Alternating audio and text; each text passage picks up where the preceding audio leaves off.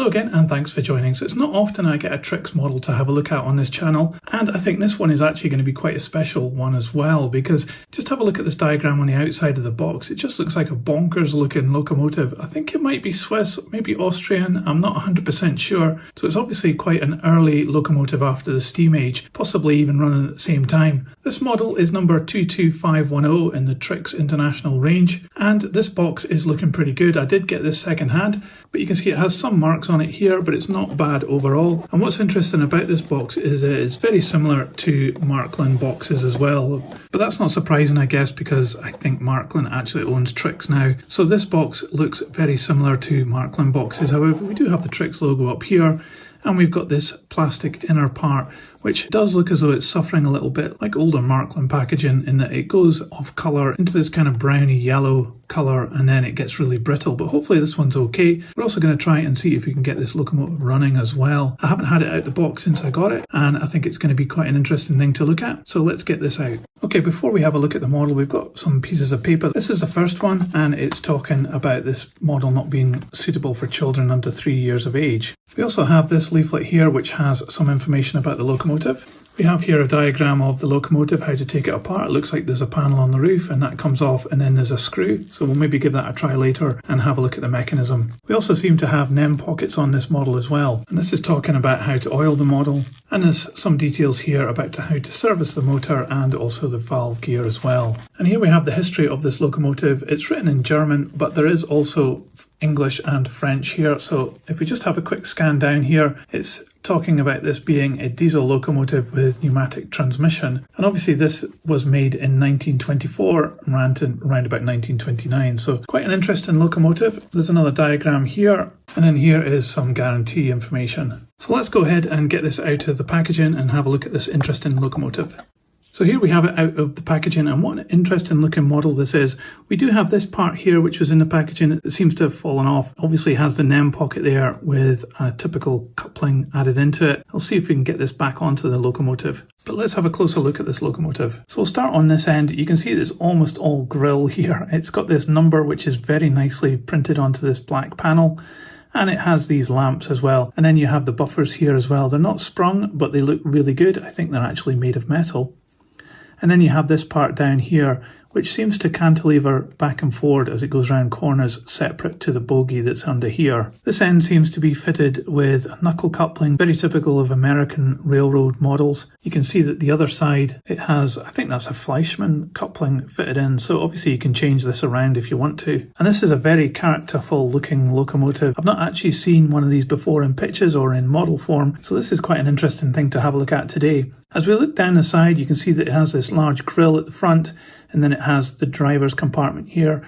These windows are glazed, they're flush fit as well, and also there's an awful lot of rivet detail which is really nicely presented onto this moulding. You can see here where it's got some transfers applied, and you can see the MAN logo, and then it's got these handrails coming down all the way past these pistons, and that's an extra part that's been added on, very delicate as well. It's really quite nice. As we move further down the side of the locomotive, these windows continue all the way along, and you can see inside to what is being represented there as being the engine. But those windows are really nice and clear, and it really gives an impression of the large diesel engine inside this locomotive in real life. Got a little bit of the old dust here going on with this little hatch. It's got brackets on it as well which have been moulded in. It's really quite nice. And then at this cab end we've got some more windows, another set of railings coming down. This part at the bottom is moulded into the main body, then these have been added on. And then we've got some more grills here, very nicely moulded. And then at this end the grill isn't as extensive as the first end. It's got a little extra piece added on up here which I think is representing a horn.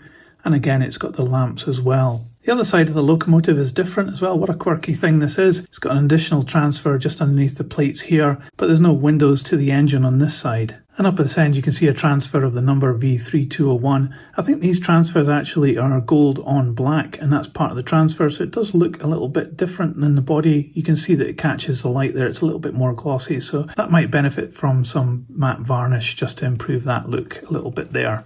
And up here there's another horn added in, another extra part. I think that's actually made of metal. So looking at the top of this locomotive, There's an awful lot of rivet detail here, and then you've got this panel at the top. We saw that in the instructions that could get taken off so that we can expose the screw to take this apart. We'll do that in a little bit. And you can see that there's additional hatches and exhaust pipes and rivet detail added in all the way along the moulding, so it's really quite nice at the top there. The quirkiness of this diesel locomotive is certainly down below here in the red area, where you've got these bogies at both ends. They're really nicely detailed and very delicate as well, even though they're made in metal. You can see the brake gear here and some pipework represented, and the wheels, which have got red inserts, and they are metal as well. We seem to have a sticker on this truck here, and I'm not sure what that is. It's possibly a DCC code.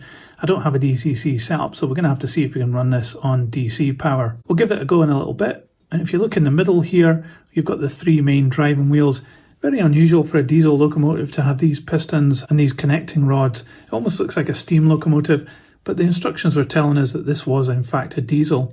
The brake gear is quite extensive as well, and it's in line with the tread, but it looks quite cool. And we've got additional pipework up here, as well as this panel here in red plastic, which has got some rivet detail on it. So it looks as though this part here fits onto this metal here, which slides back and forward on this other metal runner. Let's see if we can get this back together.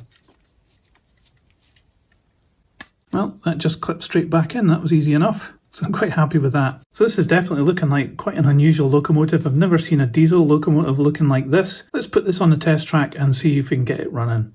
Okay, we've got it here on a piece of test track and the power is on. So let's give it some juice and see what happens.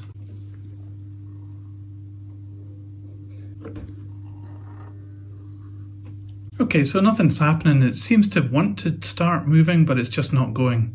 Well, hopefully this is going to be an easy fix, but we'll open this up and have a look inside. It might just need an oil or something like that. Just having a look at the instructions, it seems to say that you have to push it and then pull it up on the top panel, so we're going to give that a try.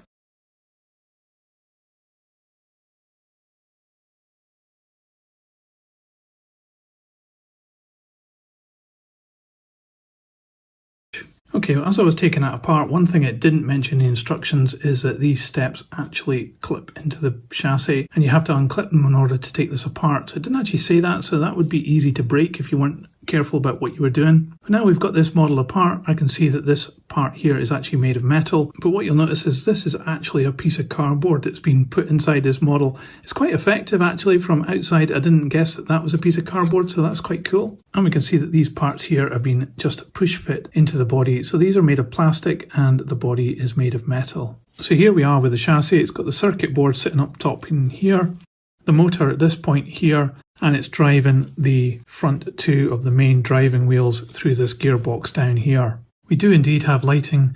This point here, it's got a little bulb there, and then we've got lighting at this end as well. So I'm just going to manually move this gear wheel around just to make sure that it does actually move. And it seems we do have movement here, which is good, so it might just be that it needs a little bit of oil.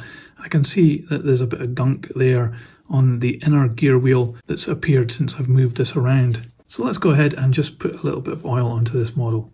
So here we are again with the Tamiya oil in this little applicator that I use all the time. Okay, I think that's working a treat now because it's moving a lot freer than it was a minute ago. So I'm just going to put the chassis onto the test track and see if it's going to work now. Okay, we're back on the test track. Let's give it some power again. Well, that's great, it's moving. It had me worried there for a moment, but it's great, it's come back to life. I did notice that one of the bulbs isn't working, it's maybe just blown or something, but the one on the other end does work. Let's put the body on and then we'll give it a run and I'll show you what it looks like with the body on.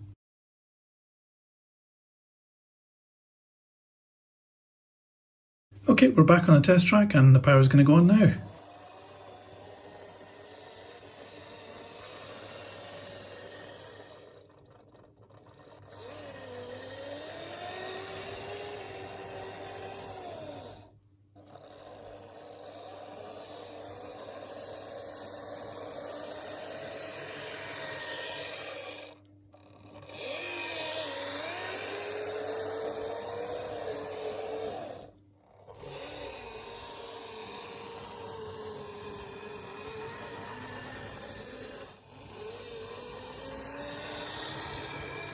A little bit of oil has freed it up and it seems to be running great. It's a little bit noisy though, and the lighting isn't that great through the little lamps, especially on DC power.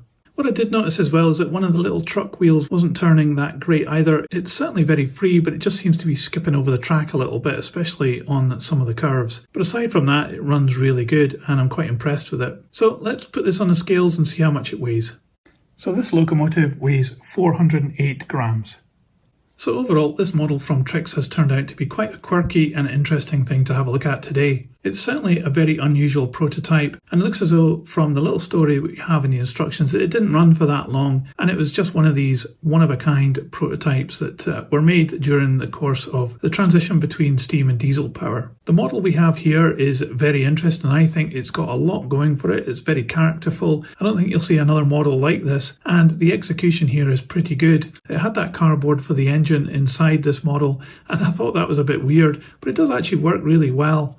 And the rest of the model is really quite good. It's got the metal bodywork and a really good chassis as well. There's some really nice extras being added in here. The moulding itself is really good. There's a lot of detail with rivets and little hatches, and you also get the handrails added on as well, and also the lighting at each end and those little lamps. So it's really quite a cool model. I noticed as well in operation that when you put the power on, it took a little time to get going, and I think that's prototypical. I guess that's what that circuit board is doing, and that does bring this model up to another level, I think. So should you consider getting this model for your layout? Well, it certainly is unusual. I don't think anybody else around will have one of these, that's for sure. I've never seen anything like this before, but it is a very niche time period and location that this model would look prototypical. So if you're very strict about what you run on your layout, I don't think this is going to be the model for you, unless you just happen to be modelling that era. But if you're like me and a bit more relaxed about what you run, you just run what you like, then this is certainly something very interesting and unique that you can add to your collection that not everybody's going to have. TRIX has done a real good job of modelling this particular locomotive, and therefore this would make a great addition to your collection. So I hope you like my analysis of this model. Let me know what you thought in the comments below, and if you liked this video, please give it a thumbs up. It really helps this channel grow. I've got loads more interesting models to have a look at coming up soon on this channel. I'll put a link to another video that you can watch just now on screen, and I'll put this on the turntable so you can see all the way around. But that's it for today. Thanks for watching. See ya.